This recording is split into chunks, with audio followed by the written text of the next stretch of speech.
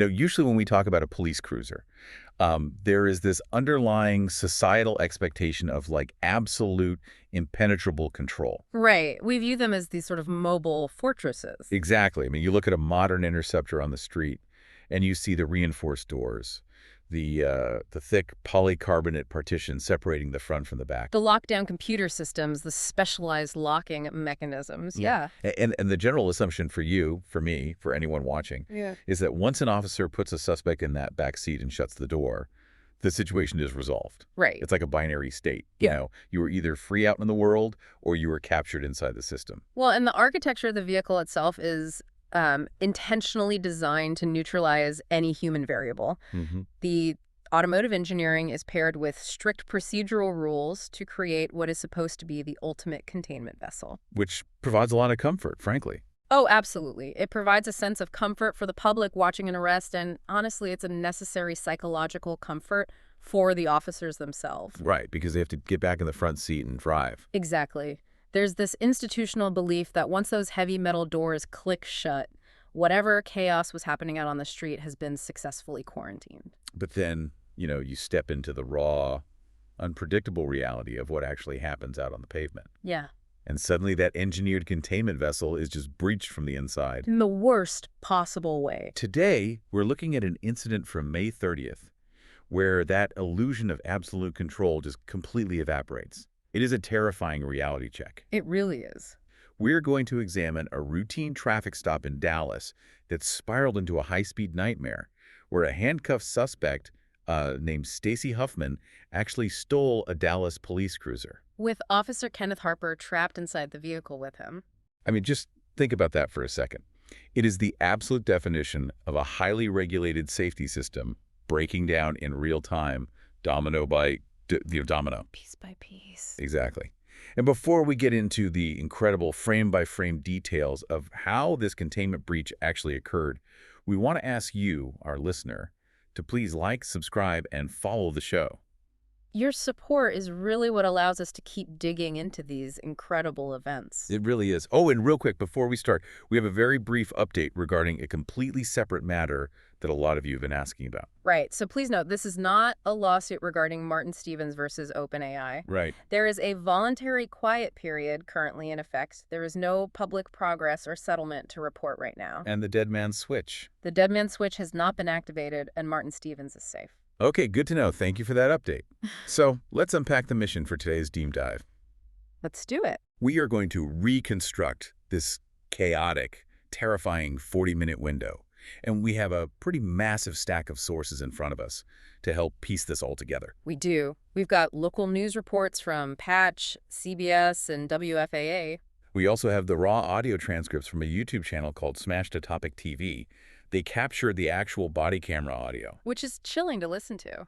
It really is. And crucially, we have the actual official Dallas Police Department General Orders Manual. This manual is, it's hundreds of pages of clinical black and white rules that dictate literally every single movement an officer makes. Right. And our goal today is to cross-reference the raw reality of this escape with those exact rules to understand how a desperate human element can exploit, like, microscopic blind spots in a rigid bureaucracy. The contrast between those two sources is just fascinating. How so? Well, you have the sterile theoretical perfection of the rulebook on one side, right? And then the adrenaline-fueled life-or-death struggle on the other. Right, the paper versus the pavement. Exactly. And to understand how the two collided, we really have to start at the very beginning of the timeline. Okay, set the scene for us. It's May 30th, approximately 5:30 p.m. This is the height of the evening rush hour in Dallas, Texas. In Dallas, traffic at 5:30 p.m. is no joke. It's brutal. The sun is still up, the roads are absolutely packed, and the environment is incredibly noisy.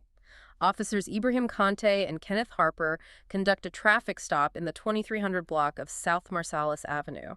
And based on the briefing released by the Dallas Police Department, the initial reason for the flashing lights is just, it's incredibly mundane. It's a registration violation. Right, this is the definition of routine patrol work. An expired tag, maybe a missing sticker. But as anyone who studies law enforcement knows, the word routine is the most dangerous word in the vocabulary. For sure. because what starts as a simple registration issue spirals almost instantly into a full custodial arrest. Right. So the officers pull over 37-year-old Stacy Huffman, and the investigation at the window quickly escalates the severity of the whole encounter. Because he didn't just have a bad registration sticker. No. Huffman is cited for driving with an invalid license. Now, that alone might just be a citation or a minor arrest depending on the jurisdiction and if he had warrants. Right. But a search of the vehicle reveals much more. He is found to be in possession of a controlled substance and in unlawful possession of a firearm. So the threat matrix has completely changed in a matter of minutes. Absolutely. I mean, the officers are no longer just writing a ticket for a registration sticker. They're now securing an armed felony suspect who was holding narcotics. You're dealing with drugs and a gun. Which fundamentally shifts the psychological posture and the tactical requirements of the officers on the scene. Right. Standard operating procedure now mandates strict physical control over the suspect to secure the scene.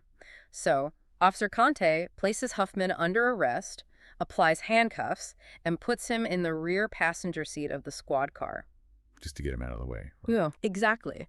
This is done so the officers can safely complete their investigation of Huffman's vehicle, document the evidence, and prepare for transport to the jail. But here is where it gets incredibly tense. Because the very first lapse in this massive security system happens silently. Right. It happens in the back seat while the officers are outside focused on searching the suspect's vehicle. Yeah. Once Huffman is inside that cruiser, sitting in the back, he somehow manages to slip his left hand out of the handcuffs. It's incredible. And then he deliberately conceals his hands behind his body, basically maintaining the posture of a fully restrained prisoner to hide the fact that he is partially free. And this specific silent action is the foundational domino in the entire disaster. Let's talk about the mechanics of that, because how does that even happen? Right. To understand how catastrophic this mechanical failure is, we have to look directly at the Dallas Police Department General Orders. The rule book. Yes. Specifically, we need to analyze GO PCA 502.01, which is the section that governs the transportation of prisoners. Okay, I have that exact page pulled up right here. Read Part V, Section A. It is remarkably explicit about how restraints must be applied. Yeah, the language is unambiguous. It says, arrested persons shall be handcuffed behind the back with palms facing outward. Right. And then it includes a crucial secondary mandate. It says, members shall double lock the handcuffs to prevent potential injury and escape. The double lock. Yeah, I want to pause right there. What exactly does double lock mean for those of us who aren't carrying handcuffs on a daily basis? It's a great question. Because I think the general public just assumes handcuffs click on and lock automatically, Yeah. like in the movies. Yeah, but it is a vital mechanical distinction in real life. Standard police handcuffs operate on a ratcheting system. Oh, huh? The officer pushes the single swinging arm through the teeth of the double strand, and it clicks tighter and tighter around the wrist. Right, click, click, click. Exactly. Now, if the officer simply snaps them on and does nothing else, the cuffs are what is called single-locked. And what's wrong with that? The inherent danger of single-locked cuffs is that the ratcheting mechanism remains active. Oh, I see. Yeah. So, if the prisoner leans back against the hard plastic seat or struggles or applies pressure to the cuff, it can continue to ratchet tighter. So it can actually hurt them. Very much so. This can cut off circulation, cause severe nerve damage, and result in serious injury to the suspect's wrists. Which obviously opens the department up to massive liability issues. Yeah. You don't want a suspect arriving at the jail with permanent nerve damage just because they sat on their own hands the wrong way. Precisely. It's a huge liability. So to prevent that continuing constriction, officers are trained to use the tiny tip of their handcuff key. Oh, that little pin on the back of the key? Exactly, that little pin.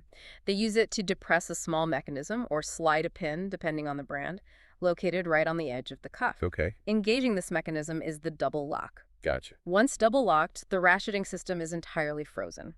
The cuffs cannot get any tighter, which protects the suspect's wrists. But it also does something else, right? Yes. Crucially, engaging the double lock also secures the internal tumblers. It makes it exponentially harder to pick the lock with a shim or a paperclip, and it prevents the suspect from manipulating the ratchet to find a looser position to squeeze a hand out. Okay, so if Stacy Huffman slipped his hand out of those cuffs while sitting in the back of the cruiser, it implies a few specific scenarios. Right. Either the cuffs experienced a catastrophic mechanical failure, which is possible, but statistically Very rare. Very rare. Handcuffs are robust. Or Huffman possesses some sort of extreme physical anomaly, like incredibly double-jointed thumbs or impossibly slender wrists that allow him to fold his hands smaller than the rigid metal oval.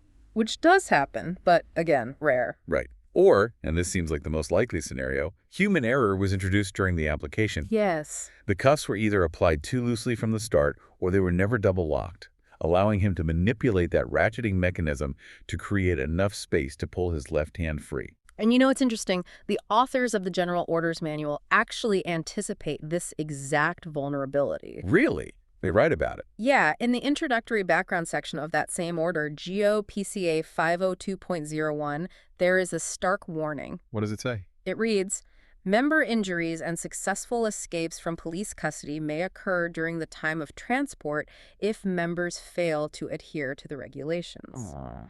And it goes on to explicitly state that officers in those failure circumstances may have, quote, relied too heavily on the security of restraining devices. Relied too heavily on the security of restraining devices. Yeah. That is a chilling line to read in hindsight. It really is. It's basically an institutional admission that the tools are not magic. Exactly. It's like thinking you've completely secured your house because you pulled the heavy front door shut, but you never actually reached over and turned the deadbolt. That's a perfect analogy. Right, because you hear the heavy thud of the door, the latch clicks, and your brain just automatically checks the box. House is secure. I can move on to the next task. Yep. The brain loves completion. But a determined person who knows the deadbolt wasn't thrown can still just slip a credit card in the jam and push it open. That analogy perfectly captures the psychology of routine police work. The human brain craves the completion of tasks, especially in high-stress environments. So they put the cuffs on. Right. The handcuffs go on, the officer hears the ratcheting clicks, and the suspect is placed in the cage. The brain registers the visual and auditory cues and says, the suspect is secured. Because they have 100 other things to worry about. Exactly. Yeah. The officer's cognitive load immediately shifts to the next demanding task, which, in this instance, is investigating a vehicle that just yielded a firearm and illegal narcotics. The protocol says apply handcuffs, double lock them, and physically check the gap for fit. Right. But human routine and adrenaline create these microscopic blind spots where a step is skipped. And that skipped step is all it takes. Which raises a really difficult question for me. When a police manual has to explicitly warn its own officers not to inherently trust the primary tool designed to restrain dangerous people. Yeah. Is the manual failing the officers by setting an impossible standard? Or is the street environment simply too chaotic, too noisy, and too fast-paced for perfect compliance every single time? That's the million-dollar question. I mean, they are standing on the side of a road, traffic is flying by, and they are dealing with a guy who's just driving around with a gun. It highlights the eternal friction between policy and practice. Right. The manual represents a sterile hypothetical world, a world where officers have infinite time, perfect lighting, and zero adrenaline to methodically check every mechanical constraint. And the street is the exact opposite. The street is dirty, fast, and dangerous, but this hidden slipped cuff, this one tiny mechanical failure, sets the stage for a much larger, cascading breach of protocol once the vehicle actually goes into motion. Because the officers don't know he's free. Exactly. The officers, operating under the assumption that they have a secure, fully restrained prisoner, get into the front seats to begin the drive to the Lou Sterrett Justice Center. Okay, so this brings us to the next critical phase. Yeah. The drive on Interstate 35. Yes. It is now around 6:10 p.m.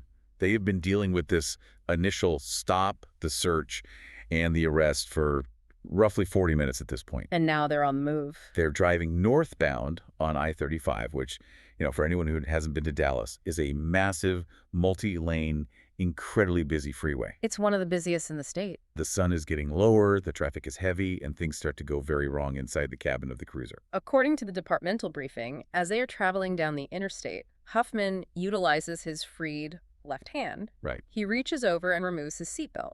He then begins attempting to open the locked rear door of the squad car.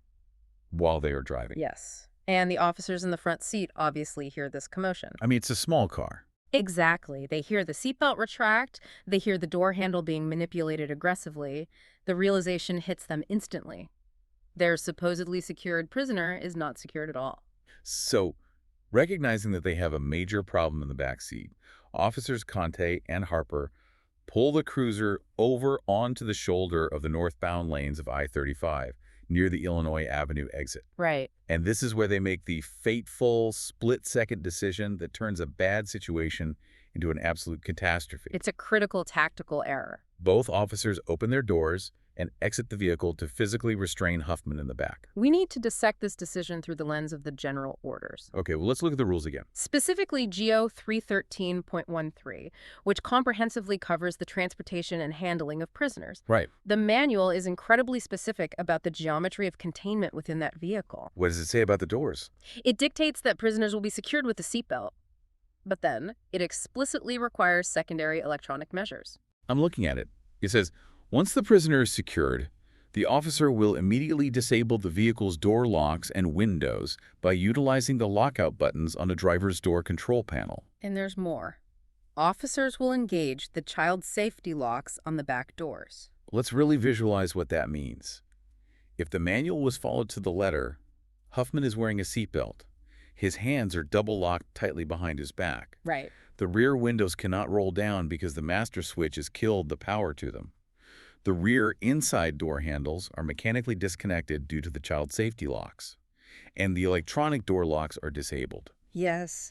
He should be sitting inside a dead metal cocoon. He shouldn't even be able to roll down the window to get some air, let alone open a door. That is the engineer design. But we already established that the primary restraint, the handcuffs, failed or were bypassed. Right. That single failure gave him the physical agency, the free hand, to reach over and unbuckle the seatbelt. And then he tries the door. Then he attempts to open the door. The official reports say he attempted to open the locked rear door. What does that mean practically? This implies he was likely aggressively pulling the inside handle, perhaps trying to pull up the manual lock indicator, if that specific model of cruiser had them exposed, or trying to manipulate the window controls to reach the outside handle. Whatever he was physically doing back there, the noise and the movement were enough to alarm the officers to the point that they felt they had to abort the transport and pull over immediately. Which is understandable. But here is the tactical question that completely baffles me. Why would both officers abandon the front of the vehicle? It's a very fair question. It's like experiencing a containment breach in a submarine deep underwater. You don't open the main airlock and all walk outside to fix a leak on the hull while leaving the control room completely empty. You're just inviting the ocean inside. Exactly. Why leave the command center? It is a profound tactical error, and it goes against standard law enforcement doctrine for two-officer transports. What is the standard training? When an issue arises in the rear compartment, tactical training usually dictates a strict division of labor. Okay. One officer, typically the driver, remains in absolute control of the vehicle. So they don't get out. No. They keep it in driver park, keep their foot firmly on the brake, maintain situational awareness of the surrounding traffic, and protect the keys and the radio. That makes sense. The second officer addresses the physical issue with the suspect in the rear. By both exiting the vehicle simultaneously, they effectively abandon the command center. What goes through a trained officer's mind to make them both jump out like that? Are they just so startled by the sudden realization that a guy who had a gun 30 minutes ago is now thrashing around unsecured behind their heads? We have to deeply consider the environmental and physiological factors at play here. Okay. They are parked on the shoulder of Interstate 35 at 6:10 p.m. The sensory overload is massive. The noise. The noise of semi-trucks and commuter traffic flying by at 70 miles per hour is deafening. The sheer physical danger of just standing on the shoulder of that freeway is immense. Oh, definitely. On top of that, their adrenaline is spiking massively because the suspect is loose. Right. In extreme high-stress situations, human beings suffer from a physiological phenomenon known as tunnel vision, or perceptual narrowing. Oh, where you can only focus on one thing. Exactly. Their entire cognitive focus violently narrowed down to one single immediate objective: restrain Stacy Huffman. And everything else fades away. The broader critical objective, secure the 2-ton vehicle containing the police radio and weapons, completely dropped out of their awareness. They lift the keys in the ignition. Yes. The engine is running, and they open the rear doors to an active, deadly freeway. It was a perfect storm. The very moment both officers step out of that driver's and passenger seat, they basically hand over the keys to the kingdom. They do. The situation instantaneously transforms from a prisoner transport issue to a deadly, high-speed hijacking. Which brings us to the most terrifying phase of this entire event. Okay, what happens next? Huffman, sitting in the back, sees both officers step outside. He realizes the front seats are empty and the engine is running. Oh, man. He recognizes this as his one desperate window of opportunity. He scrambles from the back seat and climbs into the driver's seat. Wait, how does he even physically do that? We talked about the partition, that heavy plastic wall. Right. Did he squeeze through the tiny sliding window in the middle of the glass? Did he kick the screen out? The exact mechanics aren't perfectly clear on the camera angles released, but somehow he contorts himself from the rear cage into the front command center. That's crazy. And the moment he is in that driver's seat, he hits the gas. Instantly. But Officer Harper, reacting with incredible speed and, frankly, sheer bravery, manages to dive into the back seat of the cruiser just as the car speeds away. He jumps right into the cage. So now you have a completely inverted reality. The suspect, in street clothes, is in the driver's seat of a marked police cruiser. Yep. And the uniformed police officer is trapped inside the prisoner cage in the back. It's completely backward. And a violently desperate struggle ensues inside this moving cage. Let's talk about the space they're fighting in. We need to remember the specific physical layout of a modern police interceptor. They are equipped with heavy-duty partitions separating the front cabin from the rear passenger area. Right. These are usually constructed of reinforced steel tubing, thick polycarbonate glass, and wire mesh. They are engineered specifically to keep violently resisting people in the back from assaulting the officers driving in the front. Exactly. But the cruel irony here is that the exact same engineering feature designed to protect Officer Harper is now actively working against him. It's trapping him. The partition is trapping him with a desperate suspect, while the suspect has full control of a 2-ton weapon accelerating down a crowded highway. It's a nightmare scenario. You have to imagine Harper is reaching through whatever opening Huffman used to get to the front, trying to grab him, grab the steering wheel, grab the shifter, anything to stop the car. Most partitions have a small sliding center window that can be locked or unlocked. It is highly probable that this window is open or that Huffman managed to force it, and Harper is now thrusting his arms through that same narrow opening from the back, engaging in a physical fight with a man who is actively driving. Let's talk about the weapons involved, because this is where the raw terror of the situation really sets in. Okay. Harper is trapped in the back of this speeding car. He draws and deploys his taser. Yes, he does. But the taser is completely ineffective. The official reports state that Huffman simply pulls the wires away. Which happens more often than people think. I think people watch movies and assume a taser is a magical stun gun that immediately drops anyone it touches. Why did it fail here? It exposes a known critical limitation of conducted electrical weapons like tasers. How so? A taser fires 2 small barbed darts connected to the weapon by thin insulated copper wires. Right.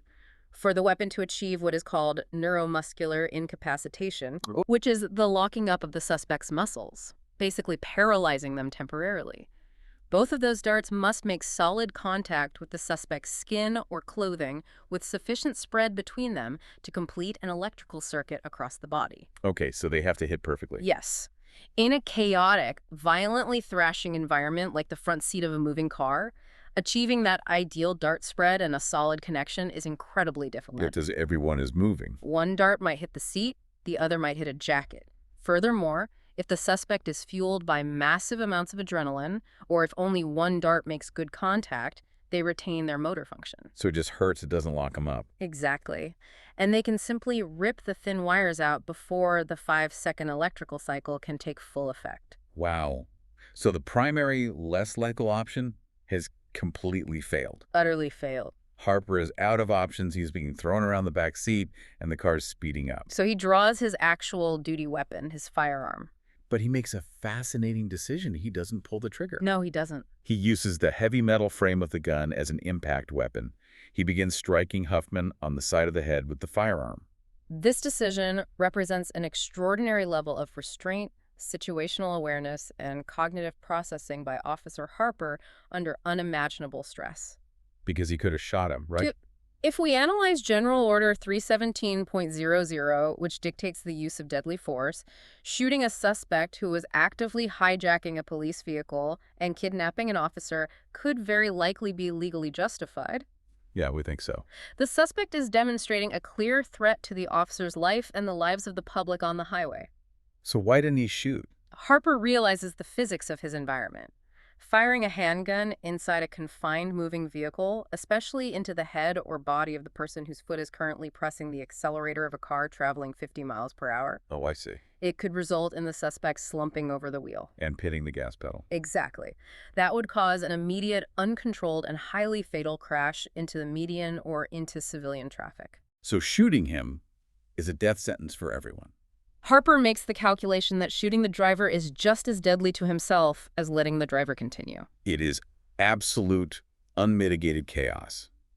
And the reason we know exactly how chaotic it was is because we have the raw audio transcripts from a YouTube channel called Smash to Topic TV. That audio is just horrifying. They captured the body camera audio of this exact terrifying moment. I want to read a portion of this transcript because simply reading the sterile police report does not do justice to the sheer panic. Go ahead. The transcript reads, "Yo, boss. Boss. Boss. What the F are you doing? Stop the car. Stop the thing car. Oh, my God."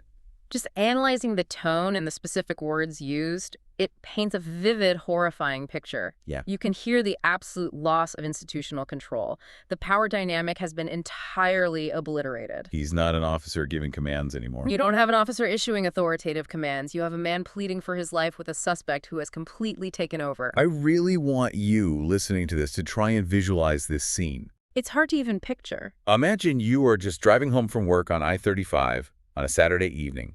The sun is in your eyes, you're listening to the radio. A typical commute. And suddenly, a fully marked Dallas police cruiser goes swerving past you in the next lane at 50 miles per hour. Right. And as it passes, you look over and the guy driving is wearing a T-shirt, and there is a fully uniformed police officer locked in the cage in the back, screaming and physically fighting the driver through a tiny window. It sounds like a scene from a blockbuster action movie. It's cinematic absurdity, but it is playing out in real life on a municipal roadway. And if we look back to the general orders to see how an officer is supposed to handle this, we find a massive void. Really? There's no rule for this? GIGO 301.07 dictates emergency vehicle operation and vehicle pursuits. It is a highly detailed section. Right, about chasing people. It outlines exactly how an officer should pursue a fleeing suspect in another vehicle. It lists risk factors to consider: road surface conditions, population density, weather, the severity of the initial crime. But I'm guessing it doesn't say a single word about what to do when the suspect is driving your primary unit and you are being held hostage by the laws of physics in the backseat. Exactly nothing. The manual is entirely silent on this scenario. There is no protocol for being kidnapped in your own cruiser. They never imagined it. The rulebook ends at the edge of bureaucratic imagination. Officer Harper is entirely off the map, relying purely on primal survival instincts. Which is terrifying. He is being violently thrown across the hard plastic and metal of the back seat as Huffman drives erratically, fighting the wheel. Because he doesn't have a seatbelt on. Exactly. The G-forces of a heavy police interceptor swerving at 50 miles per hour while you are unrestrained in the rear compartment are brutal. So with the taser having failed and the physical strikes with the firearm to the head not stopping the vehicle or knocking the suspect out, the incident rapidly approaches a literal breaking point. It really does. They have traveled approximately 1,000 feet down the highway that have about 3 full football fields of pure terror playing out at highway speeds. And then Huffman makes his move. After that 1,000-foot ride, Huffman realizes he cannot shake the officer fighting him from the back, and he is likely disoriented from the strikes to the head. So he makes a desperate, incredibly dangerous, almost suicidal move. What does he do? While the car is still traveling at 50 miles per hour, he forces the driver's side door open and simply rolls out of the moving cruiser onto the pavement of the westbound lanes of the R.L. Thornton Freeway. He just bails out at 50 miles per hour. Yes. It's hard to even process the physics of that. It's like trying to safely land a commercial airplane from row 12 after the pilot suddenly opens the cockpit door and jumps out mid-flight. That's exactly what it's like. The patrol car is now an unguided missile on a crowded, active interstate. There's no one at the wheel, the engine is engaged, and the car is carrying its momentum forward. The potential kinetic energy here is terrifying. You have a 4,500-pound police interceptor traveling at highway speeds. That is suddenly a loose cannon. It's going to hit something. It will drift. It will likely collide with the concrete median, or much worse, it will drift across lanes into civilian traffic, potentially causing a massive multi-car high-speed fatality accident. The potential for collateral damage in those few seconds is astronomical. It's huge. But Harper, who has just been beaten up in the back seat, who has deployed a taser inside a confined space, and who has been fighting for his life for the last 3 football fields, manages to pull off an incredible heroic save. The news reports say he manages to regain control of the vehicle. How does he physically accomplish that from the back seat of a moving car? It required immense physical exertion. He had to force himself further through that same narrow partition opening, or reach his entire upper body over the seat if the partition design allowed any flex. Which usually doesn't. Right. The CBS report details that he blindly jerked the steering wheel to narrowly avoid an imminent collision with another civilian vehicle that was in their path. So he steered from the back. Yes. And then he physically crawled his upper body down onto the front floorboard, reaching into the footwell, and pushed the brake pedal down by hand. He pushed the brake pedal by hand while the car is moving at highway speed. By hand, yes. His head and shoulders are jammed down in the dark footwell of the driver's side. He's steering blindly from the floor, and he is pressing the brake with his palm. The sheer adrenaline and spatial awareness required to execute that maneuver under that kind of duress is almost unbelievable. It's insane. It is an absolute act of sheer will and survival. By taking that extreme action, he prevented what could have easily been a mass casualty event involving completely innocent families driving on the freeway. So the physical momentum of the car is finally mercifully stopped. The vehicle comes to a halt. Thank goodness. But as the dust and the smell of burnt rubber settle on the highway, the physical human toll and the massive bureaucratic fallout are just beginning to spin up. That's when the real investigation starts. Right. Let's shift our focus to what happens out on the pavement. Huffman, having tumbled out of a vehicle moving at 50 miles per hour, is violently introduced to the asphalt. It's a brutal impact. He is rendered completely unconscious on the highway. Good Samaritans, civilian drivers who just witnessed this absolute madness unfold in front of them, pull their cars over to render aid to the unconscious man on the road. And the other cops. Other police units, who've been frantically trying to catch up to the hijacked cruiser, arrive on the scene.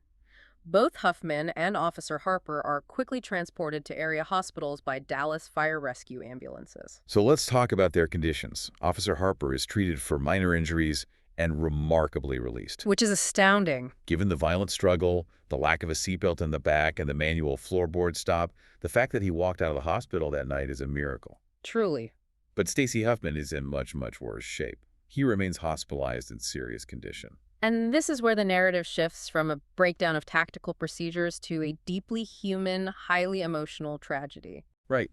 We have excellent reporting from WFAA that brings in the perspective of Huffman's family, who were suddenly caught in the middle of this. It is crucial to view an incident of this magnitude from multiple intersecting angles. Because it's not just a police story. No. While the Dallas Police Department is dealing with a massive security breach, an internal investigation, and the near loss of an officer, a family in Dallas is simultaneously dealing with a critically injured loved one. What did WFAA report? According to their reporting, nearly a week after the incident occurred, Huffman remains on a ventilator in the intensive care unit and has undergone surgery. The reporters actually spoke with his cousin, Cecily Vega, who gave an interview where she agonizes over the complete lack of information the family is receiving. Yeah, that interview was tough to read. She stated, "We don't know if he's breathing on his own or not, if he's responsive or not. We don't know anything. I'm worried that there'll never be that point where he is going to get better." And his mother spoke out, too. Yes, his mother, Suzette, is absolutely pleading with the authorities. She points out the human element, that he has 3 young children. She said, "Your babies need you. That's my main concern. He doesn't deserve to be in a hospital alone with nobody by his side." It is a profound emotional appeal. But this runs headfirst into the brutal, inflexible reality of the legal and procedural system. Why can't they see him? Because Huffman technically committed multiple new, severe felony offenses during this escape attempt. The hijacking and the assault. Exactly. And because he was actively under arrest at the exact time of the incident, he is officially considered to be in police custody while he is lying in that hospital bed. And because he is technically in custody, his family is entirely barred from visiting him. They cannot go into the room. They cannot see him. They cannot hold his hand while he is on a ventilator. They are completely locked out of his medical reality. We must balance these two competing realities objectively. Also, On one hand, from a pure law enforcement and public safety perspective, you have a suspect who just demonstrated a willingness to commit a violent hijacking, physically fight an armed officer, and endanger dozens of innocent civilian lives on a major freeway in a desperate bid to escape. so they see him as a massive threat. The department views him as an extreme high-risk flight and security threat, regardless of his current medical state. The hospital room is simply an extension of the jail. But looking at it from the other side, you have an unconscious son and father lying entirely alone attached to a ventilator, fighting for his life, while his mother begs the police just to let her see him for 5 minutes to know if her son is going to survive. If we turn back to the Dallas Police General Orders to understand why the police are acting this way, we look at GO 315.N. What's that section? It's titled Hospitalized and Medically Treated Prisoners. The policy outline there is incredibly rigid and leaves no room for interpretation. It never does. It dictates that whenever a prisoner who is arrested for a felony offense is taken to the hospital for admittance, a guard from the Patrol Operations Division must be immediately placed over the prisoner. So there's a cop right outside the door. Or inside the room. The individual is treated exactly as if they were sitting in a maximum security cell at the Lew Sterrett County Jail. The exact same jail rules apply to the hospital room. Wow. That means absolutely no visitors are allowed without explicit, incredibly rare authorization from the investigative unit. So my question to you revolves around the extreme rigidity of that system. Okay. Does the theoretical threat of an unconscious, intubated man on a ventilator truly warrant keeping his grieving mother away? Or is this massive bureaucratic system simply incapable of showing human grace once the procedural protocol is triggered? It feels cold. It feels like this machine only knows one speed and it cannot adjust for context. The reality is that the system is intentionally designed to be blind to emotion. Because in the eyes of the policy writers, emotion introduces vulnerability. How do you mean? If a department starts making subjective, case-by-case exceptions, saying, well, he looks too hurt to escape, let the family in, they open themselves up to catastrophic security failures. Like what? Suspects have faked injuries before, and families have smuggled in contraband or weapons. The protocol is completely rigid because it is built entirely on preventing worst-case scenarios, not on facilitating best-case compassions. It is a blunt instrument. It is a truly heartbreaking intersection of strict bureaucratic protocol and raw humanity. While the family waits agonizingly by the phone for any scrap of medical news, the institutional machinery of the police department is grinding into high gear behind the scenes. Exactly right. Stacey Huffman's legal problems have multiplied exponentially due to those 40 minutes. He already had the original charges. He will obviously face his initial charges. Wow. Driving while license invalid, possession of a controlled substance, and unlawful possession of a firearm. But now there's more. Now, the district attorney will stack on new, massive felony charges for unauthorized use of a motor vehicle, aggravated assault on a public servant, and escape from custody. But the intense scrutiny isn't just focused on Huffman. No, not at all. The Dallas Police Department is now turning its massive investigative microscope entirely inward onto its own officers. The news reports note that this incident is currently being investigated by multiple separate entities. Who's looking into it? The DPD Special Investigations Unit, the Dallas County District Attorney's Office, and the Office of Community Police Oversight. That's a lot of eyes on one traffic stop. This multi-agency response is a mandatory automatic trigger dictated by GO 317.00, which is the massive section covering officer-involved shootings or other critical incidents resulting in serious injury or death. Ah, so this is a critical incident. Yes, this specific incident checks multiple boxes that classify it as a critical incident. First, a serious injury occurred to a person who was in police custody. Second, an officer used physical force, specifically striking the suspect in the head with a firearm. It's interesting because even though Officer Harper showed incredible restraint and didn't actually shoot Huffman, simply using the heavy gun as a blunt club automatically triggers the highest possible level of departmental review. That is correct. The weapon was deployed in a manner that caused injury. So what do these investigations actually do? The Special Investigations Unit will conduct a full, independent criminal investigation to determine if any laws were broken by anyone involved. And the department itself. Simultaneously, the Internal Affairs Division will conduct an exhaustive administrative investigation. Their goal is to determine if the use of force was justified, and more importantly, if the procedural failures leading up to the hijacking violated departmental general orders. I try to imagine what that review room looks like. They have the body camera footage from both Officer Conte and Officer Harper. They have the in-car camera footage from the cruiser itself, pointing both out the windshield and into the back seat. They have the telemetry data from the car's computer. This chaotic 40-minute window is going to be broken down, literally frame by frame, by the body camera and video integration team. The level of scrutiny will be microscopic. Like looking at the cuffs. Every millimeter of those handcuffs will be audited. They will digitally enhance the video to look at the exact angle the cuffs were applied on Marsalis Avenue. Oh, wow. They will isolate the audio to listen for the specific metallic click of the double lock pin being engaged or the absence of that click. They'll know exactly what happened. They will scrutinize the exact second the officers decided to both exit the vehicle on I-35, mapping it against the traffic flow. They will pull the digital logs from the cruiser's computer to analyze exactly when the child's safety locks and the window lockouts were activated or deactivated. It is a massive, incredibly stressful institutional autopsy. That's a good way to put it. They will bring the officers in. Harper and Conte will have to sit at a table and walk through this absolute nightmare second by second. It's going to be brutal for them. They will have to articulate and justify their physiological and tactical responses to a panel of investigators sitting in a quiet, safe, air-conditioned room weeks after the fact, asking them why they didn't follow subsection B on page 142. And this brings us all the way back to the core tension we discussed at the very beginning of the show. Right, the manual versus the street. The department must conduct this autopsy to find out exactly why the engineered system failed. They want to find the broken link so they can write a new rule or issue a memo enforcing an old one to ensure this specific sequence of events never happens again. But I have to ask the ultimate systemic question, the one that this whole story seemed to point to. Okay, what is it? Are rule books and meticulously drafted manuals fundamentally incapable of planning for the absolute irrational edge cases of human desperation?